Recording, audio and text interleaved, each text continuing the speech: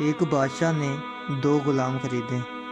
ان میں سے ایک خوبصورت حسین و جمیل اور دوسرا بدصورت سیاہ رنگ تھا۔ بادشاہ نے حسین و جمیل غلام کو اپنے پاس بلایا۔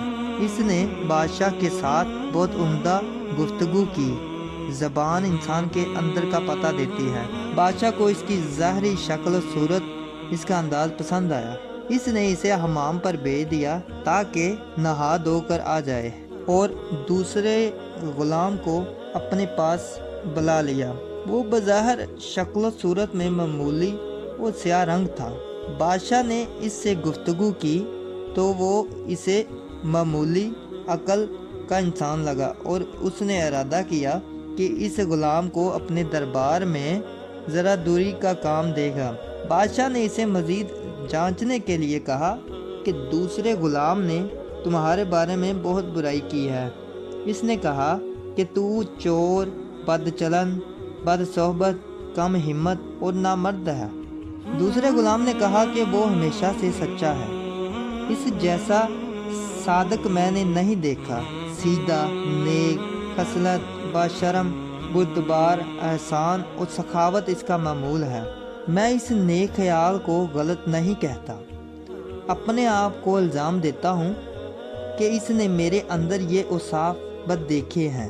اس غلام نے بعد ازاں غلام نے بادشاہ سے دیگر اموار پر بھی گفتگو کی۔ تھوڑی دیر کے بعد پہلا حسین و جمیل غلام واپس آیا۔ بادشاہ نے دوسرے کو کسی اور کام سے روانہ کر دیا۔ پہلے غلام کے ساتھ ہم کلام ہوا۔ بادشاہ نے اسے بتایا کہ دوسرے غلام نے اس کی غیبت کی ہے اور اسے برا بھلا کہا۔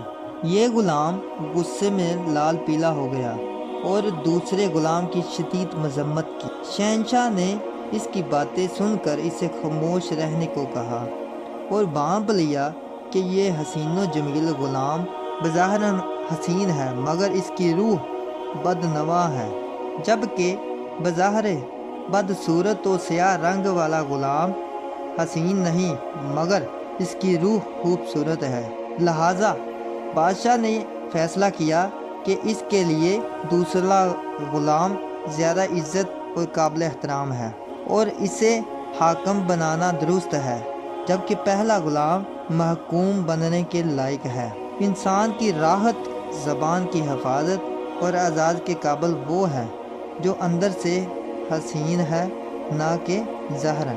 جو ظاہری حسین و جمیل سے مرصع اور باطن سے بدصورت ہے، وہ اعزاز کے مقام کی اہلیت نہیں رکھتا، کیونکہ اچھی صورت بری عادت کے ساتھ 4 چوکی قیمت بھی نہیں رکھتے۔